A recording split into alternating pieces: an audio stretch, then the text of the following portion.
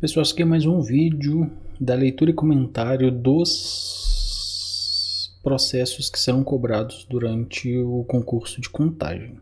No caso, processos aqui as leis municipais.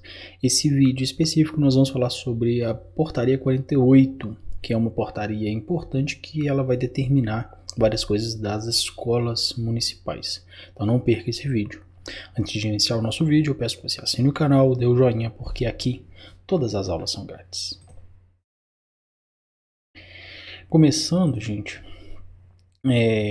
eu tô aqui no Diário Oficial, tá? É um artigo em PDF, é um arquivo em PDF, então nós vamos ter essa aparência aí que vocês estão vendo. Portaria 48, de 21 de dezembro de 2017. Dispõe sobre a organização e funcionamento da rede de educação, de contagem e da outras providências. Nós falamos sobre o sistema, agora nós vamos falar sobre a rede de educação. O secretário municipal de educação de contagem, no uso de suas atribuições legais e, considerando, aí aqui a gente vai ter um embasamento legal, mas antes eu só quero ressaltar, na lei 4.213, que a gente leu na última aula, ela falava sobre Secretaria Municipal de Educação, Esporte e Cultura. Aqui é só Secretaria de Educação, tá? No caso, até aqui. Considerando o disposto na Lei Federal 9394, de 20 de dezembro de 96, Lei de Diretrizes Básicas da Educação Nacional, a Lei Federal 11.738, de 16 de junho de 2008, que institui o Piso Nacional para profissionais do magistério público da rede da educação básica.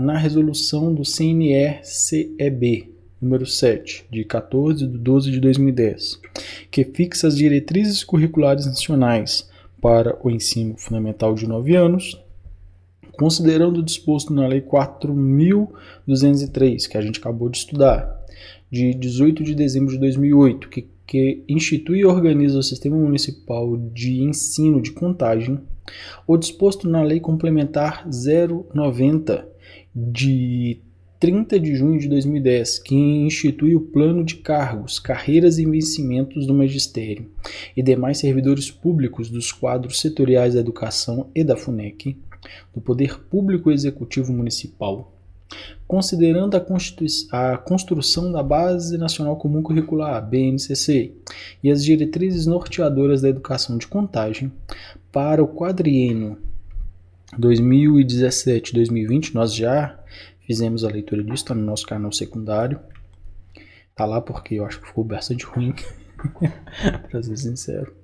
Considerando ainda que o Plano Nacional de Educação para o decênio 14-24 estabeleceu como meta a universalização da educação infantil para crianças de 4 a 5 anos até o ano de 2016 e o atendimento em até 50% das crianças de 0 a 3 anos até 2024, o que demanda dos municípios mudança na gestão da rede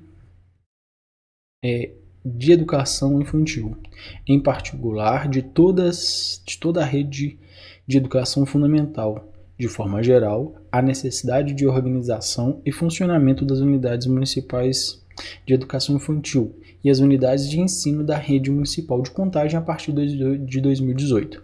Então aqui ele considera toda a legislação federal, a legislação municipal e uma necessidade criada pelo Plano Nacional de Educação. Necessidade essa, que é universalizar o atendimento para 4 a 5 anos, que já era, deveriam ter feito isso há algum tempo, até 2016, então já deveria ter sido acontecida essa universalização, e 50% de 0 a 3, que é muito pouco, creche, muito pouco. Resolve-se.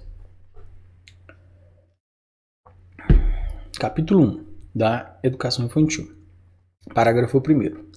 A educação infantil, primeira etapa da educação básica, pautada pela indissociabilidade entre cuidar, educar e brincar. Então, a educação infantil é a primeira etapa da educação básica e não tem como dissociar o cuidar, o educar e o brincar. Não tem como, é tudo misturadinho, ó, juntinho. Atenderá crianças de 0 a 5 anos em unidades municipais de educação infantil, UMEIs. Então, de 0 a 5 anos, elas estão nas UMEIs. Em escolas de ensino fundamental e em instituições privadas que desenvolvam serviços de interesse público na área de educação e firmem parcerias com a administração pública.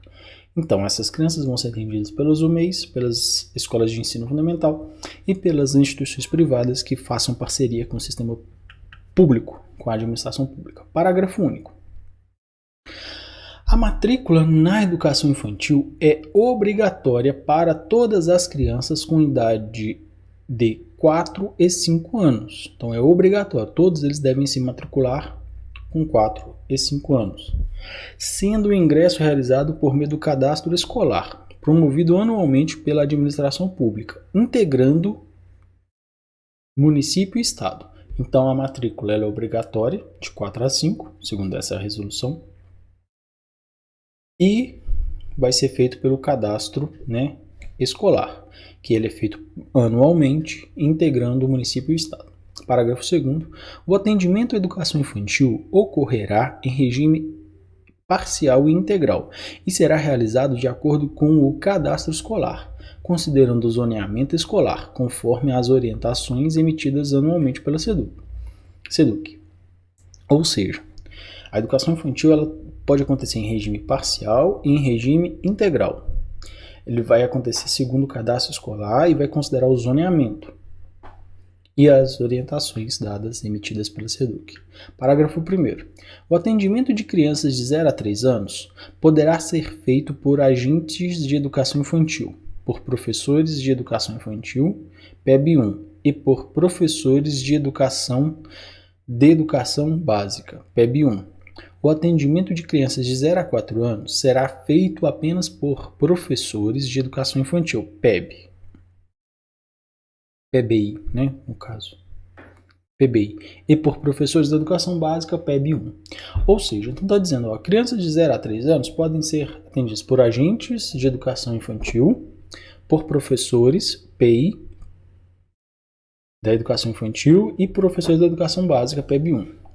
O número de crianças nas turmas da educação infantil será definido por resolução conjunta da Secretaria de Educação e do Conselho Municipal de Educação. Eu moro perto de uma CEMEI, de uma UMEI, né, CEMEI, e ela atende um número bastante reduzido por aluno por sala, né? Esse caso é bastante bacana para os alunos e professores. É uma dificuldade que atende poucas pessoas. Artigo 3º. A organização da educação infantil de Contagem terá como referência o documento Currículo da Educação Infantil de Contagem, experiências, saberes e conhecimentos, em conformidade com as diretrizes da educação infantil e com a Base Nacional Comum Curricular. Então, a organização ela vai ser feita por esse documento municipal e pela Base Nacional Comum Curricular. Parágrafo 4º. A avaliação na educação infantil é um dos elementos do processo educativo. Então, tem avaliação na educação infantil. E está articulada ao planejamento, à observação e ao registro, constituindo-se em um importante processo de trabalho para o profissional da educação infantil. Então, essa avaliação ela vai ser feita de forma articulada com o planejamento, por meio da observação e do registro. E é uma parte importante do trabalho desse professor da educação infantil. Parágrafo único. A avaliação, nesta etapa, caracteriza-se como mediadora e acolhedora, devendo possibilitar a criação de novas estratégias que garantam o desenvolvimento integral das crianças, não assumindo, em hipótese alguma, o caráter de julgar, reprovar, selecionar, promover ou classificar a criança. Ela subsidia-se em instrumentos de registros a partir das pautas de observação, do relato do trabalho, desenvolvido com a turma, do relatório individual e recursos que permitam a reflexão sobre o desenvolvimento da criança através do portfólio individual. Ou seja, é uma avaliação que ela em momento nenhum ela vai julgar, ela vai condenar, ela vai reprovar, ela vai selecionar, ela vai promover ou vai classificar a criança. Não, ela vai ser um instrumento para garantir o desenvolvimento adequado daquela criança, um desenvolvimento integral. Vai avaliar para ver se está ocorrendo tudo bem. E ela vai permitir, de uma maneira bastante clara, uma reflexão sobre o desenvolvimento daquela criança. Artigo 5º. A carga horária anual da educação infantil será de, no mínimo, 800 horas, distribuídas em 200 dias letivos, sendo a jornada diária mínima de 4 horas, excluído o tempo destinado ao recreio. Aqui é praticamente o que diz a LDB, exceto por esse finalzinho, excluído o tempo de recreio. Sim, aqui exclui o tempo de recreio, tá? Dentro dessas 4 horas. Recreio para o município não é um momento educativo, tá? Então, não conta dentro das 4 horas. O que é próprio dessa rede. Na rede que eu atuo, por exemplo, o recreio ele é orientado, as professoras auxiliam na alimentação, então tem todo um processo educativo ali. Aqui, pelo jeito, não. A educação infantil, no período parcial, funcionará em 2 turnos, sendo o primeiro das 7 às 11h30 e o segundo das 13 às 17h30, em período integral. Ela funcionará das 7 às 17h30. Ou seja, é o normal, que está todo mundo acostumado aqui em Minas, pelo menos, né? De 7 às 11h30, de 1 da tarde às 5h30 da tarde, período integral, os 2 turnos. Não será autorizada a dispensa das crianças durante o horário regular da aula. Então, o aluno que estiver, né, na educação infantil, ele não vai ser dispensado, de forma alguma. Está proibido, ele não será autorizado, não vai ser autorizado. O monitoramento da frequência das crianças será realizado por responsável indicado pelo dirigente, preferencialmente secretário escolar. Então, quem vai fazer esse monitoramento da frequência, preferencialmente o secretário escolar. 4. Parágrafo 4º.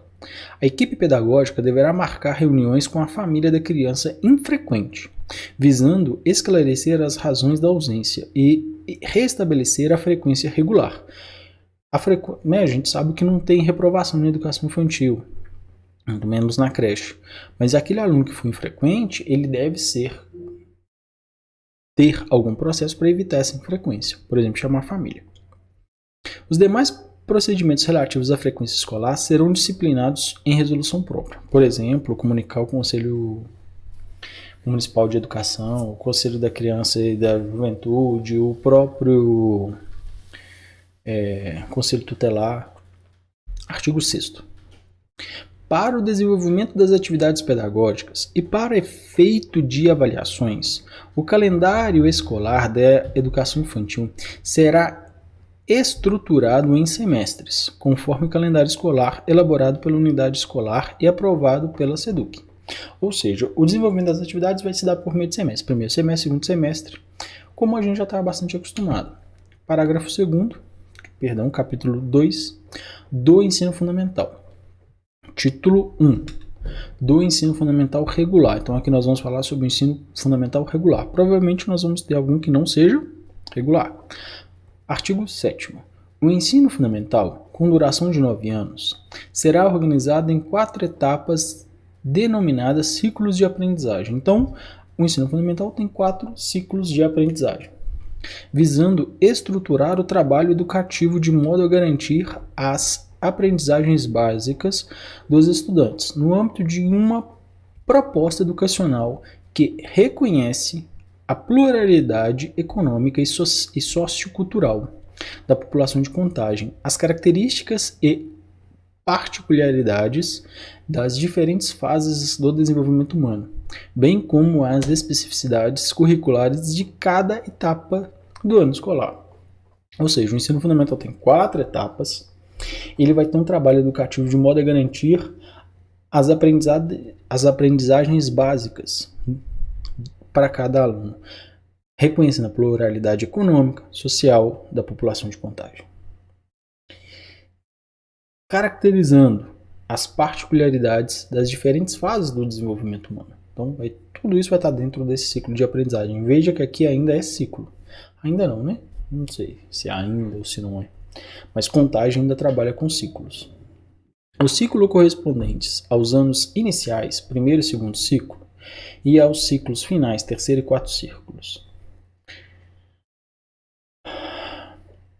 Então a gente tem aqui uma distinção entre dos 4 ciclos possíveis. Os 2 primeiros correspondem aos anos iniciais e os 2 últimos aos anos finais.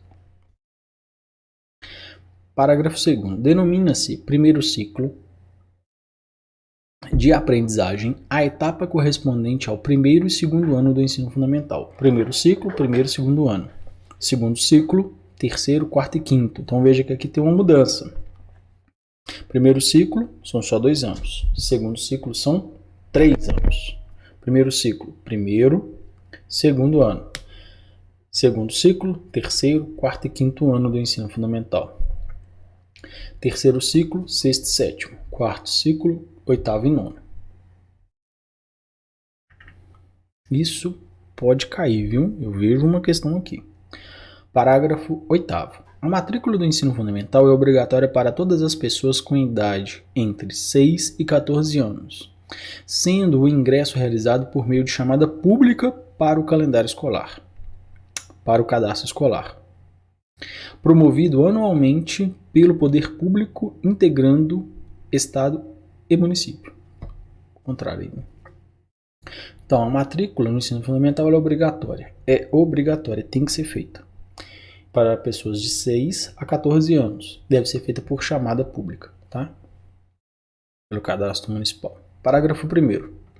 O número de estudantes nas turmas de ensino fundamental observará os seguintes parâmetros. Veja que aqui tem uma definição em lei de quantos alunos por sala a prefeitura pode colocar. Do primeiro ao terceiro ano, ou seja, aqui ó, do primeiro ciclo até metade, até o primeiro terço do segundo ciclo, são no máximo 25 alunos. Quarto, quinto, sexto, sétimo, oitavo e nono, pode ser 30 alunos por sala, que é um número bastante grande.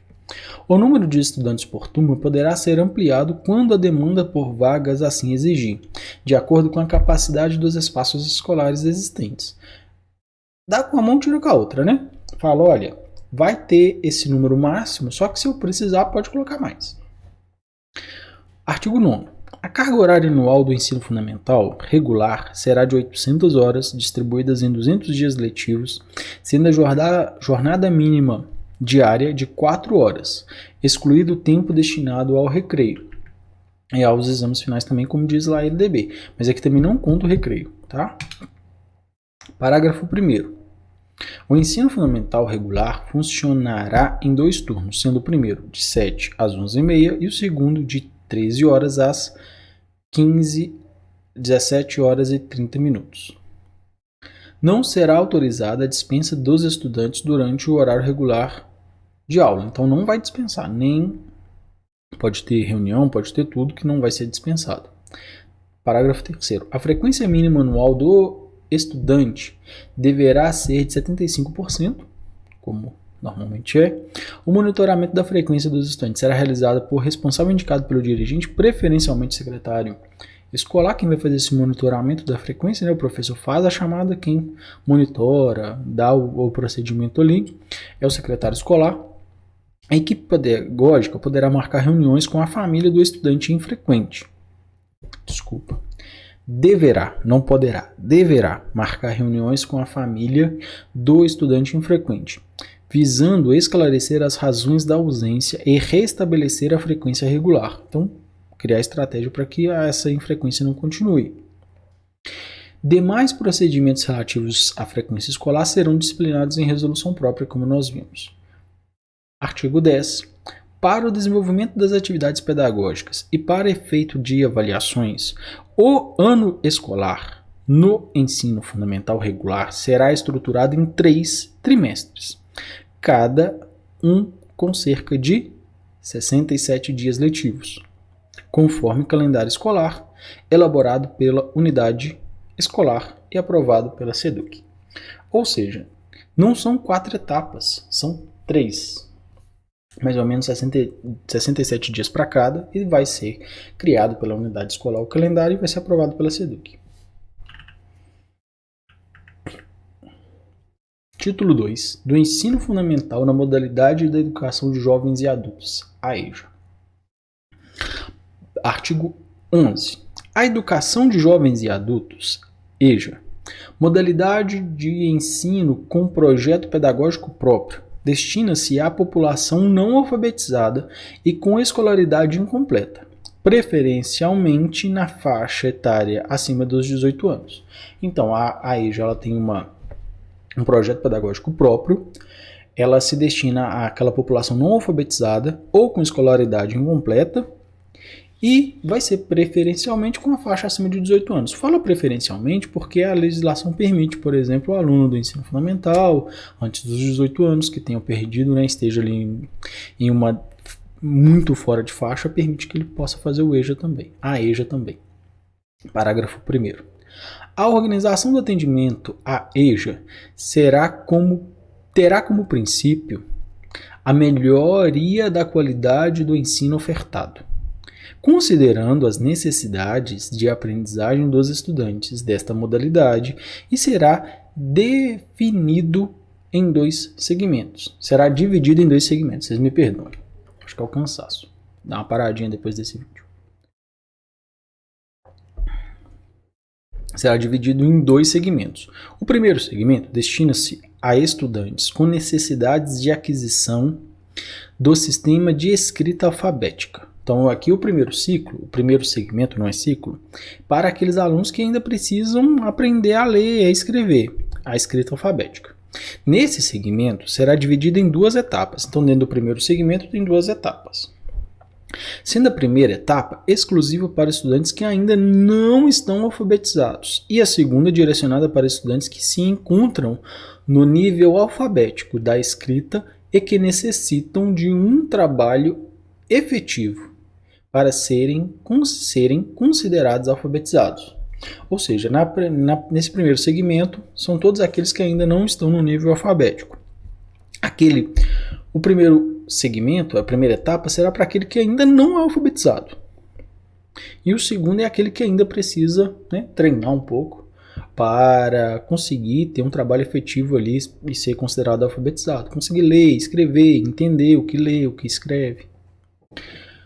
O segundo segmento atenderá estudantes que precisam concluir o ensino fundamental anos finais. Então, o primeiro, não existe anos iniciais para a EJA, mas aqui tem um primeiro segmento que é esse segmento para alfabetizá-lo. Depois que ele for alfabetizado, ele vai direto para os anos finais, 6º, 7º, 8º e 9º ano, concluir, né, o ensino fundamental. Parágrafo 2º. Cada segmento terá 1.600 horas de carga horária. Então, o primeiro segmento, 1.600 horas. O segundo segmento, 1.600 horas. Artigo 12. Para sua certificação, o estudante deverá cumprir o mínimo de 75% da frequência e 60% de rendimento. Então, o estudante da EJA, ele precisa fazer 75% da frequência e conseguir, né, alcançar um rendimento de 60%. Artigo 13. De acordo com o artigo 11 da resolução do CNE-CEB 3, de 15 de julho de 2010, aos estudantes matriculados na EJA, primeiro e segundo segmento, será garantido o aproveitamento de estudos e conhecimentos realizados anteriormente. É lógico, é evidente. Imagina a seguinte situação: o estudante, ele já é alfabetizado, ele fez até a 4ª série, 5ª série, 6ª série, sei lá. Você vai desconsiderar isso? Vai fazer com que ele vá lá para o primeiro segmento? Não, manda ele direto para o segundo. Vai valorizar aquilo que ele já fez, os conhecimentos anteriores. E veja, talvez ele tenha algum conhecimento que não necessite que ele fique lá, apesar dele não ter estudado, por exemplo, nunca frequentou a escola, mas ele sabe ler, escrever e fazer conta. Faz sentido eu colocá-lo lá no início, no primeiro segmento? Não, então é valorizar o conhecimento prévio. Artigo 14. A organização do trabalho na modalidade de EJA será disciplinado em resolução própria. Então aqui nós vamos ter uma resolução própria para a EJA. Capítulo 3 do currículo, da avaliação e do monitoramento das atividades. Artigo 15. O currículo do ensino fundamental da Rede Municipal de Contagem será composto pelas seguintes disciplinas: arte, ciências, educação física, ensino religioso, geografia, história, língua inglesa, língua portuguesa e matemática. Então esse é o currículo, né, com os componentes curriculares ali do ensino fundamental da Rede Municipal de Educação. A língua inglesa será ofertada em caráter obrigatório nos 9 anos do ensino fundamental. Então, aqui é fantástico, olha, vai ter língua inglesa desde a primeira série até a última série, do primeiro ano ao último ano, nos todos os ciclos, nos 4 ciclos. No primeiro ciclo, que compreende o primeiro e segundo ano, no segundo ciclo, que compreende o terceiro, quarto e quinto ano, no terceiro ciclo, que compreende o sexto e sétimo ano, no quarto ciclo, que compreende o oitavo e nono ano. Isso é importante ficar repetindo, viu? Porque eu acho que vai cair uma questão sobre.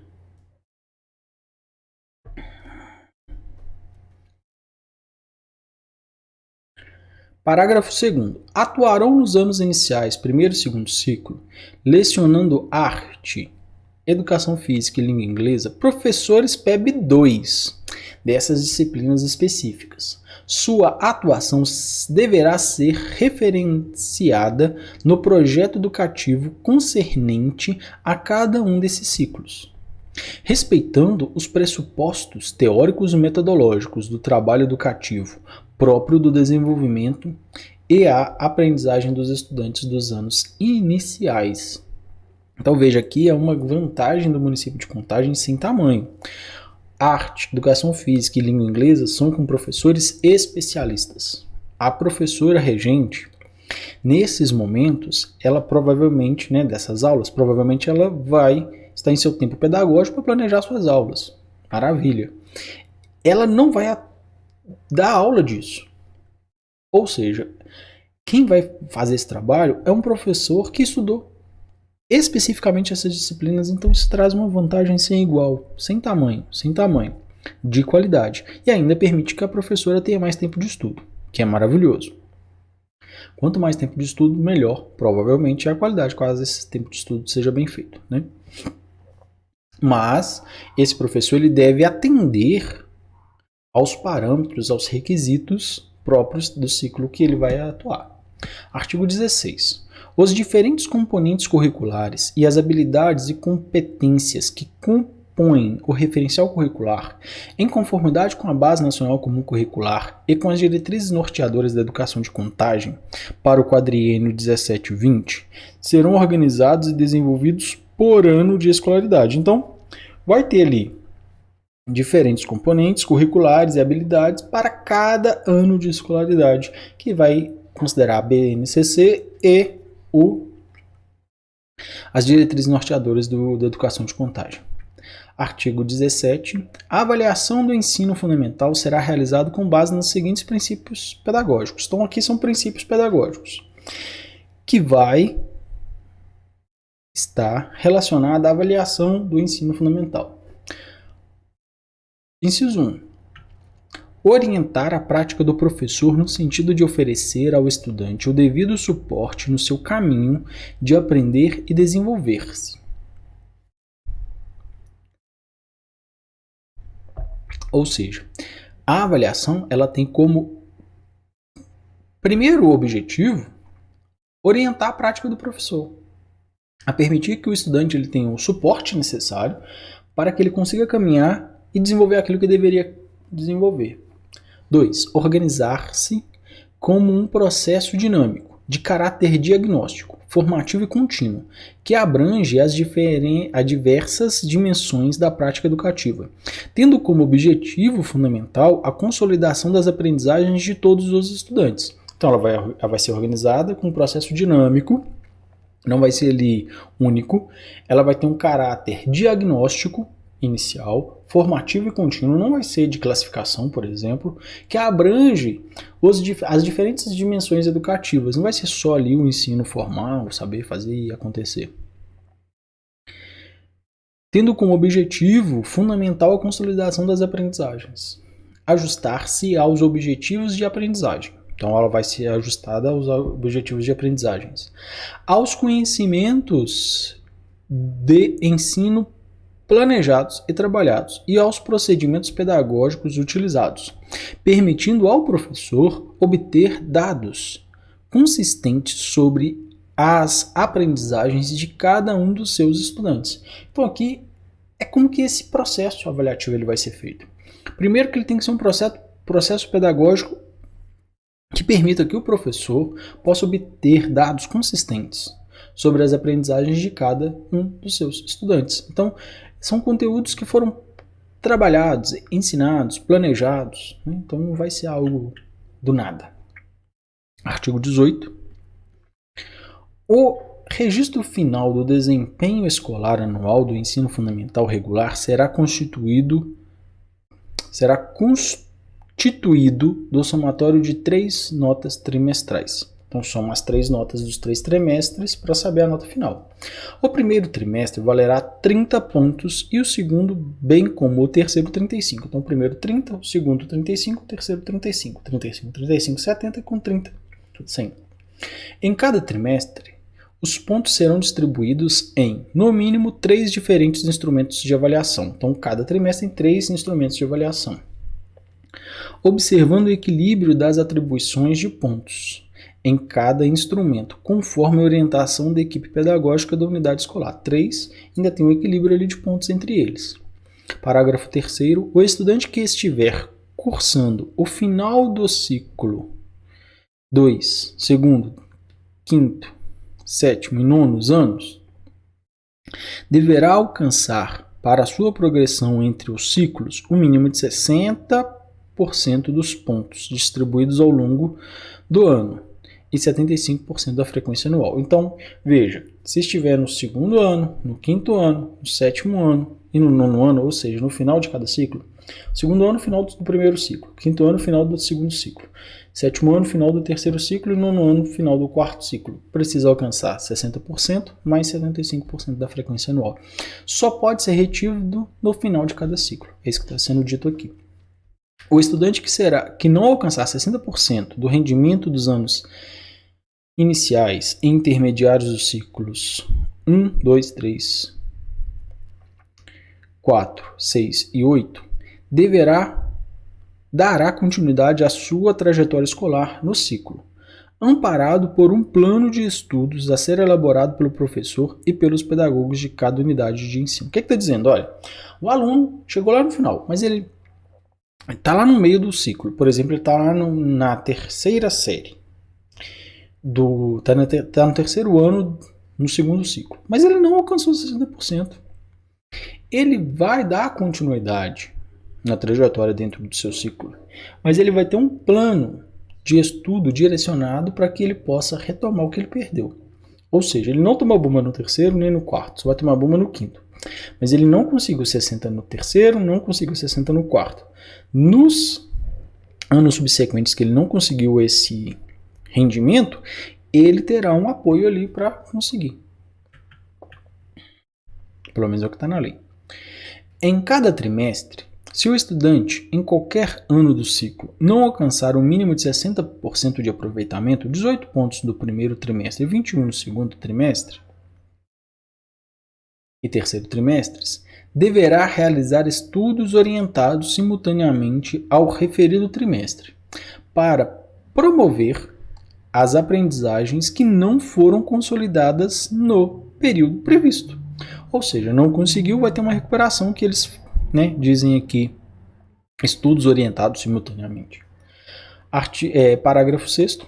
A nota final dos estudos orientados deverá ser, no mínimo, de 60% do total do trimestre.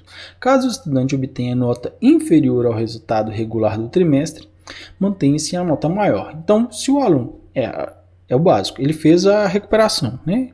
Estudos orientados simultaneamente ao referido trimestre. Mas ele não conseguiu alcançar 60%, vai ficar a nota maior, que seja da recuperação ou que ele alcançou no trimestre. O resultado final trimestral será registrado em boletim escolar que compõe o diário escolar. Uma cópia do boletim escolar que, com o resultado das avaliações, será entregue aos responsáveis pelos estudantes ao final de cada trimestre. Os estudos orientados realizados simultaneamente devem ser registrados em espaço próprio, ou seja, vai ter um boletim, vai ser entregue para o pai e a recuperação, né, estudos realizados simultaneamente, vai estar ali registrado em um espaço próprio. Parágrafo 8º.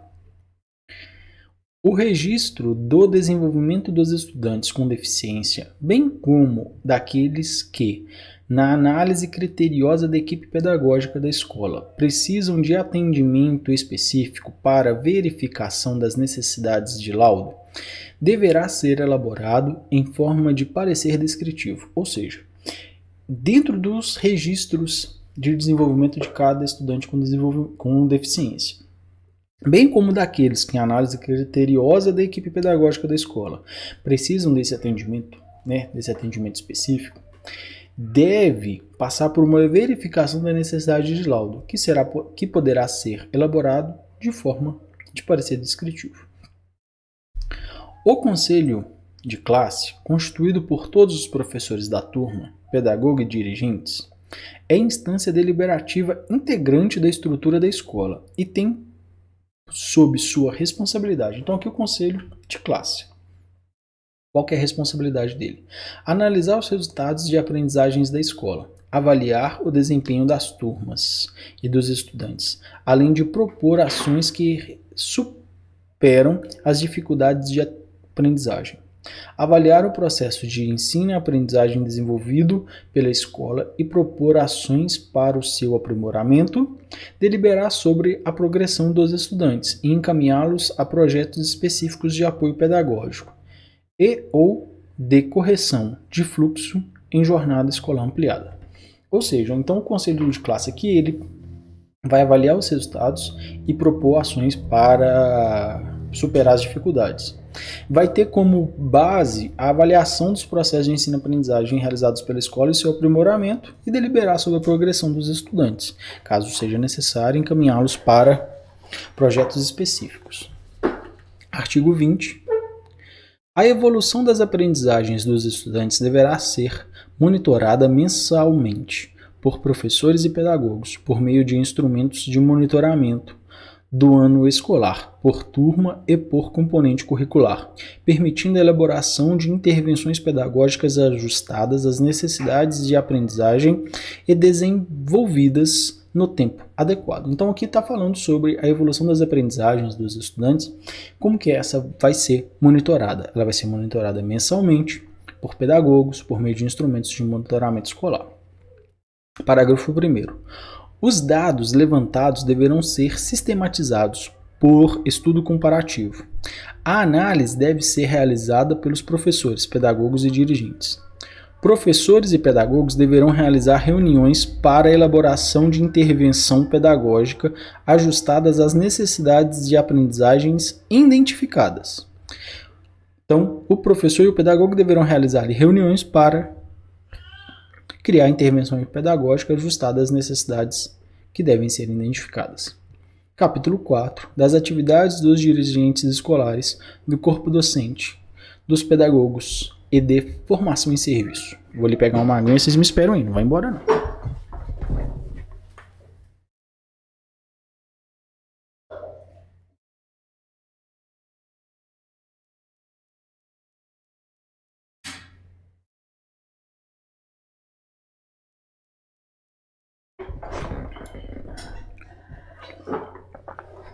Artigo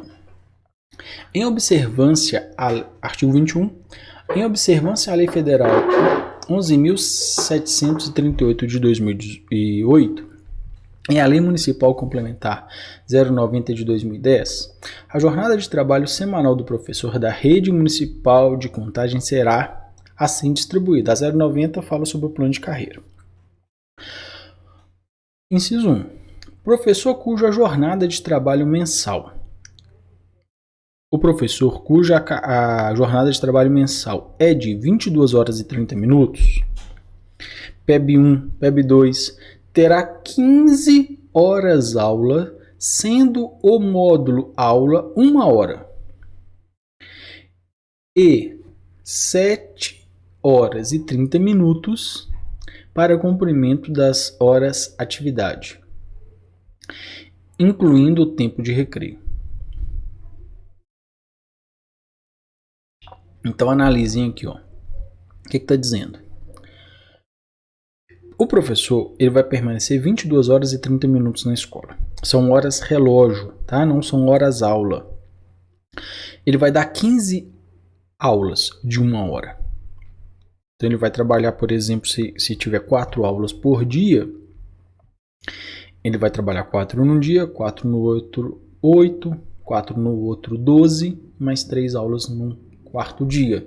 Ele vai trabalhar 4 dias com 1 aula ali de intervalo e vai ter 1 dia de estudo. O recreio conta dentro desse prazo, né, que eles chamam aqui de atividades, hora-atividade.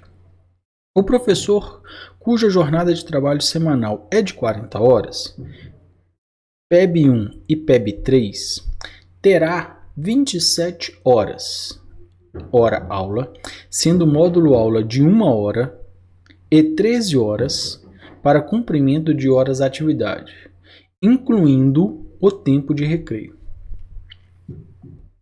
Então veja que o professor de 40 horas, ele tem uma realidade um pouquinho diferente. São 27 horas de hora-aula, e vai dar 27 aulas, e vai ter 13 horas para cumprir hora-atividade, incluindo o tempo de recreio. A carga horária semanal do professor da educação de jovens e adultos é de 22 horas e 30 minutos, igualzinho a do PEB que trabalha no regular. Só que vai ter uma diferença, sendo 15 horas aula com módulo aula de 50 minutos. Então, 15 horas com módulo de 50 minutos.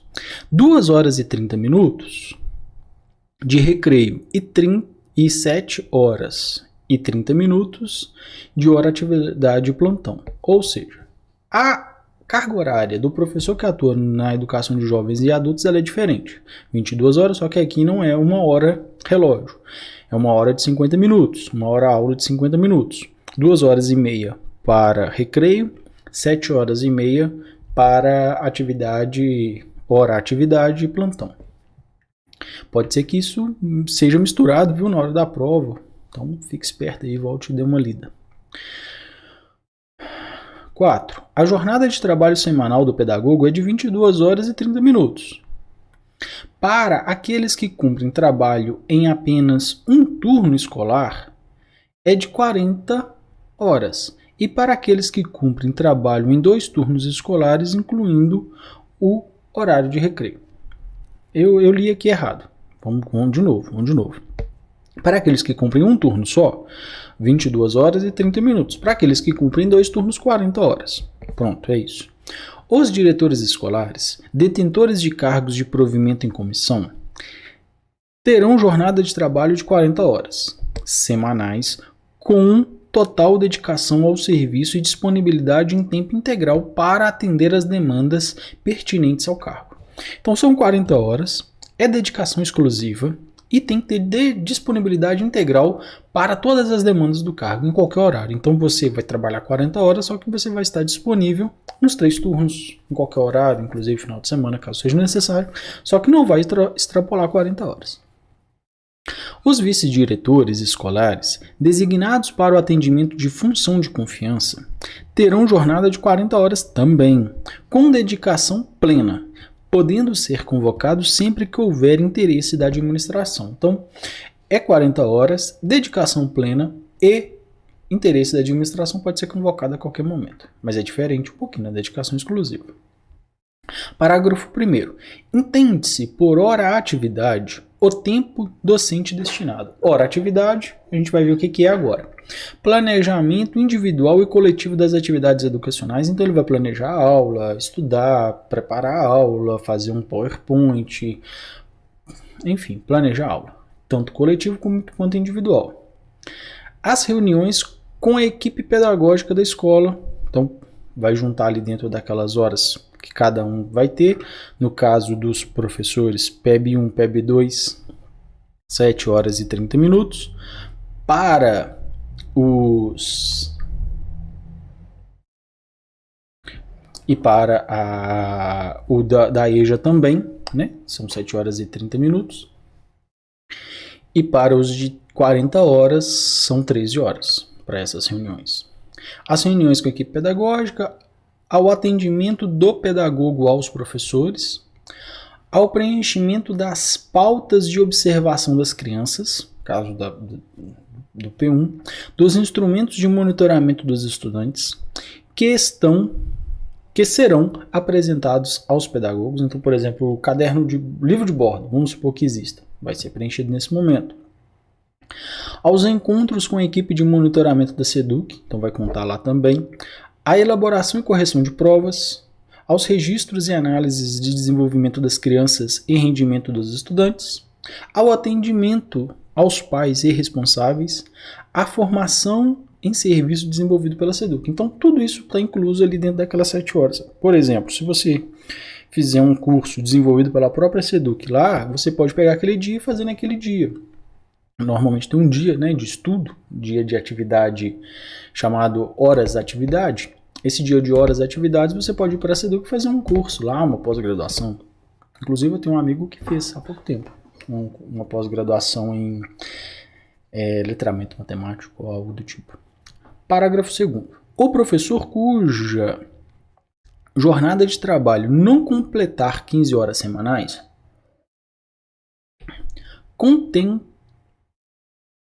completará o tempo da jornada realizando uma ou mais das seguintes atividades, aprovadas pela equipe gestora da unidade de ensino e acompanhadas pelos gestores e monitoramento da SEDUC. Ou seja, vamos supor que na sua escola não tenha 15 horas para você lecionar.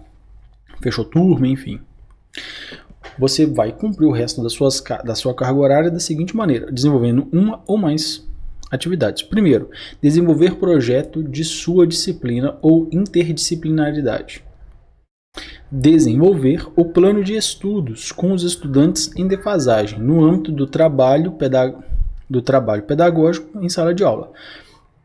Ou desenvolve um projeto de sua disciplina ou interdisciplinar, ou um trabalho com os alunos em defasagem. Realizar atendimento a estudantes no contraturno para o desenvolvimento do plano de estudos.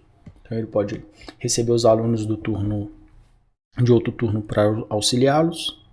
Apoiar a equipe de professores e gestores, bem como os estudantes, quanto ao trabalho de natureza tecnológica do projeto Educa Online.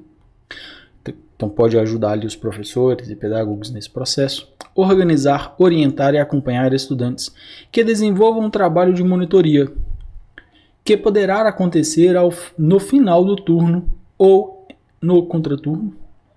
Realizar atividade de mentoria por meio da qual professores mais experientes ou com mais expertise em determinados conteúdos e metodologias apoiam colegas que precisam e desejam amparo para o seu desenvolvimento profissional. Então, pode ser que o professor que tenha mais experiência, ou mais expertise, tenha um mestrado, um doutorado numa certa área, um notório saber em determinado conteúdo, ele vai ajudar o desenvolvimento profissional de outros professores. Artigo 22. Os professores, pedagogos e dirigentes, em exercício na unidade de ensino, deverão participar das atividades propostas para o período de organização do trabalho escolar, das atividades pertinentes às horas-atividade, das reuniões pedagógicas, dos conselhos de classe, da avaliação do trabalho educacional, entre outras atividades de caráter coletivo. É obrigatório, tem que participar. As atividades conferidas no caput deste artigo deverão ser realizadas dentro do horário regular de trabalho, salvo para os diretores, que poderão ser convocados a qualquer momento, conforme o previsto no artigo 21, inciso 5, que fala lá que o diretor pode ser convocado a qualquer momento. E para o professor, vai acontecer no seu próprio horário regular de trabalho. Lembrando que contagem não tem dia de folga, então você trabalha todos os dias, num determinado turno. A formação em serviço dos profissionais da educação é de caráter obrigatório e será oferecida pela Secretaria Municipal de Educação. Então a formação em serviço ela é obrigatória, você não tem escolha, você vai participar. E ela vai ser oferecida pela Secretaria Municipal de Educação.